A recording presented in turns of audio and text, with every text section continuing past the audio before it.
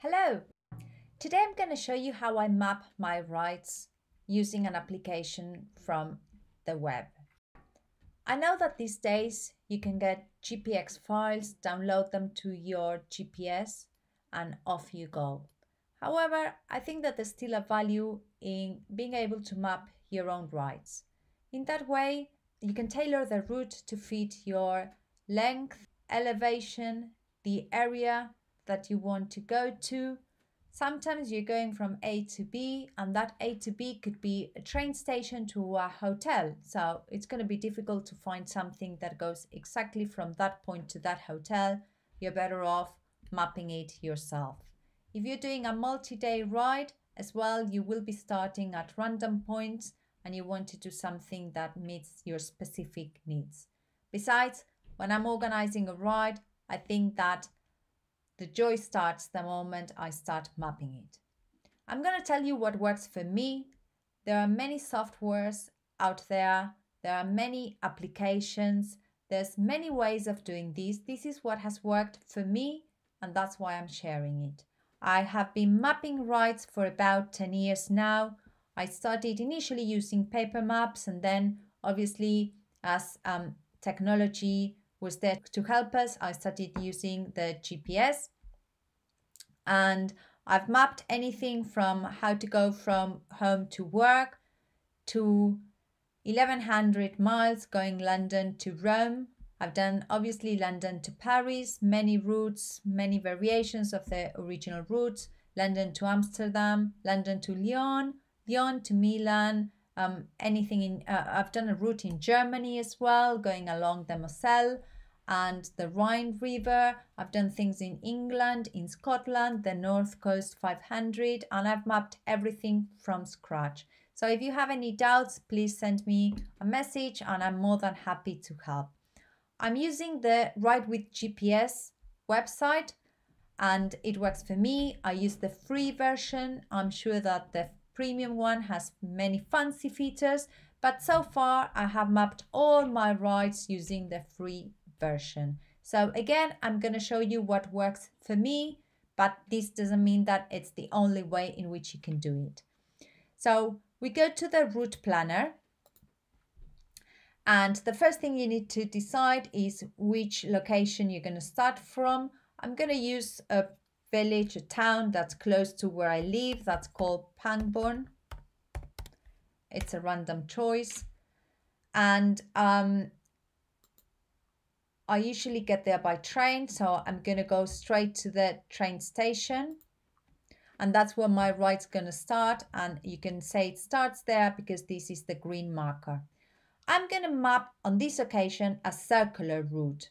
But if I weren't using a circular route and I was going A to B, my suggestion is that you put your end destination so that you get your red end marker on the map. For instance, if I were going to go from Pangbourne to Basingstoke,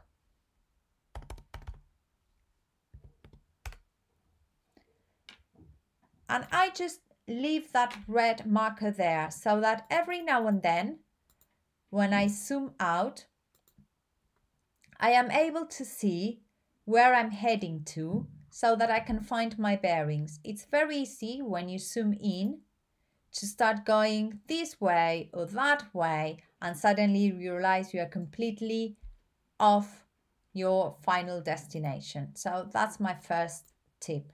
Anyway, we're not going to use it on this occasion because we're going to do a circular ride. The other thing I suggest is that, at least on this website, you always use the version that's optimized for cycling. This means that the software, it's not going to allow you to go, for instance, on a motorway because it knows that you can't cycle on a motorway. And then I would also suggest that you use the Osm Cycle Map, because this mode of map will allow you to see cycle routes and cycle paths.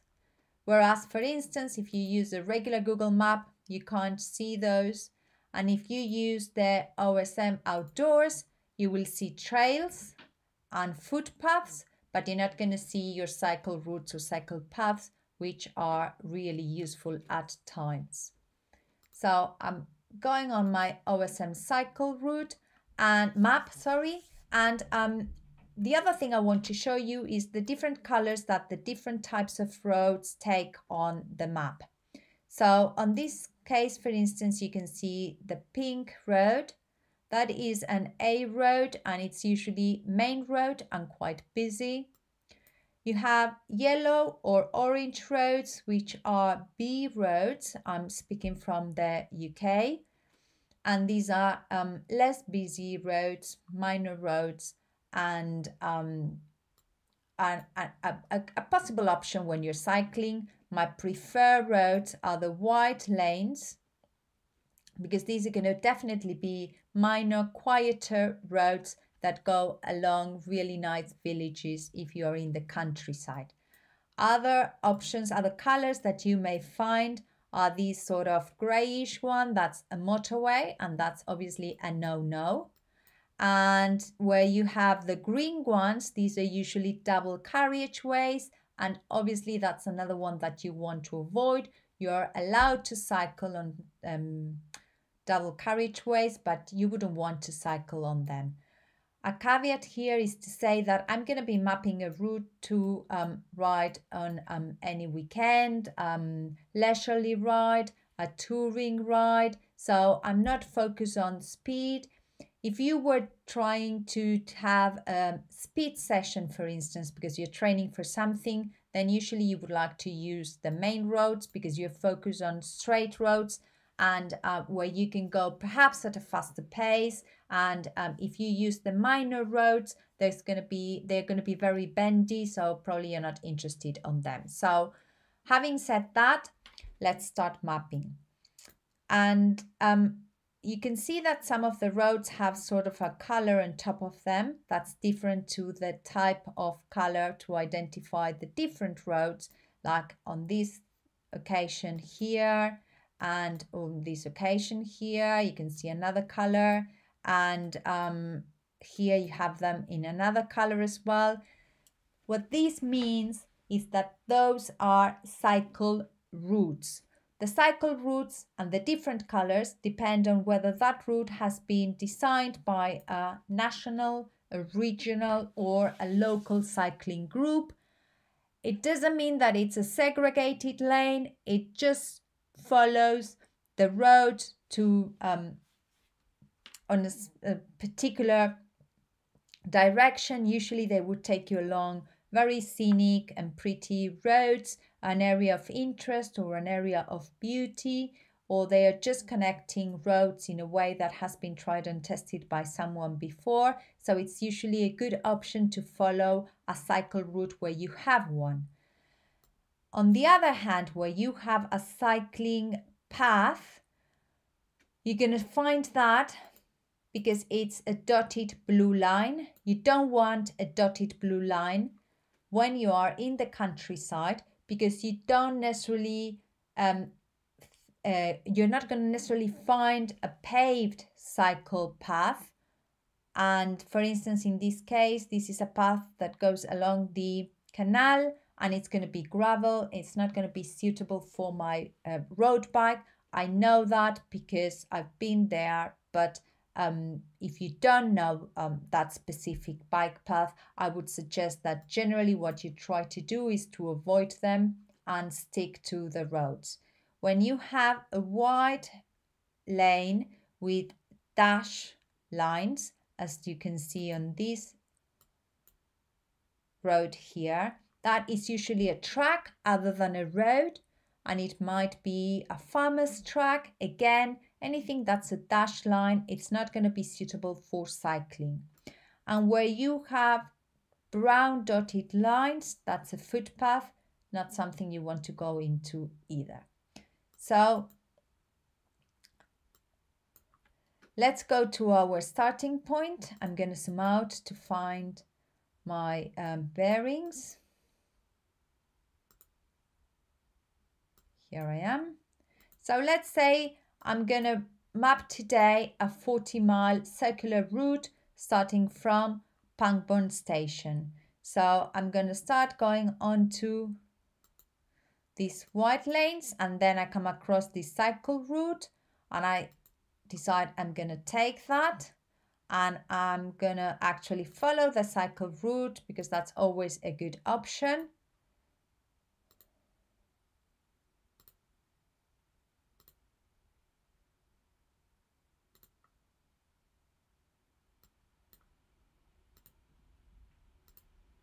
And at this point, I'm at 18 miles.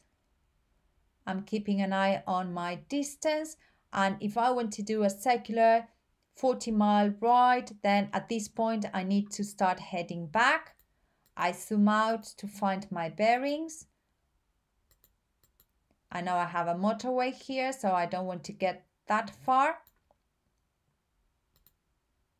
So I'm going to leave the cycle route now, and I'm going to get onto other roads.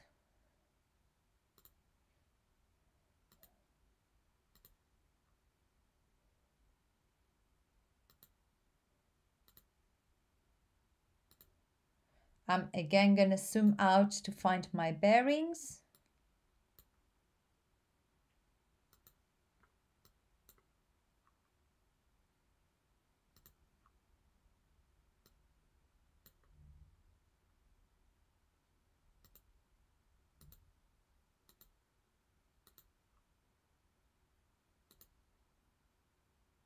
I find again a cycle route, and I'm going to follow that, and I'm about to get to my destination, and I have an option of going this way and taking the main road, or I can go this way, which is a minor road, which is the way I prefer, and I just head to the destination. I have 36 miles. I could add another 4 miles perhaps. And so what I could do is to start going backwards, thinking about where I can add some miles. And for instance, what I could do is I could come here and add some miles here. Go here. And now what I have is 38 miles, which is more what I wanted to do. I could perhaps add even more if I did this.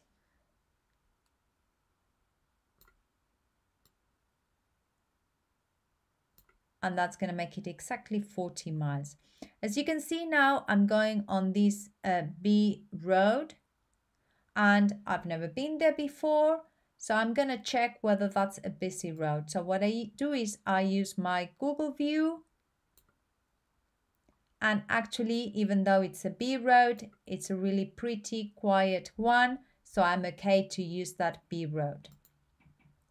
I'm going to show you now how you can use the same technique of the Google view to just check out if a certain cycle path is actually paved or not. Usually you can't use Google views to go over a cycle path in this case, because this one is a very popular one. It actually is available on Google Views, and you can see that it's not a paved one, so you wouldn't want to use it. But another way of checking out would be to use your Google Views and to find an intersection between the road and that cycle path. So in this case, for instance, that would be the intersection. And what you do is you can see here that yellow sign there, it's the cycle lane. It's showing you the cycle lane. I know already. So what I can see is I use the intersection where I have the Google Views available because it's on the road, and it already tells me that this cycle path is not going to be paved. So I'm not going to use that cycle path. Generally speaking, in the UK, the cycle paths are not paved unless they are in a city center, so I would normally avoid it. So anyway, that's the end of our ride. We have 40.7 mile ride. You can check here the elevation, so you're going to get an idea of how much effort you will need to do. And I'm happy with this ride. It uses cycle route, some sections of it, and then quiet roads. And so once I'm happy with that, I save it. I put the name, say perhaps Pangborn Circular. And once you save it, you can send it to your device. And it's as simple as that. If you want another day, I can show you how to map a traditional route like a London to Brighton or even a London to Paris. I'm happy to do that. If you're interested, just send me a message. I'm also happy to map a specific route for you if you want to plan a ride in a specific area near you. Send me a message. I'm happy to do it. I'm used to mapping, so it doesn't really take me long. Thanks for watching, and I hope you have found this helpful.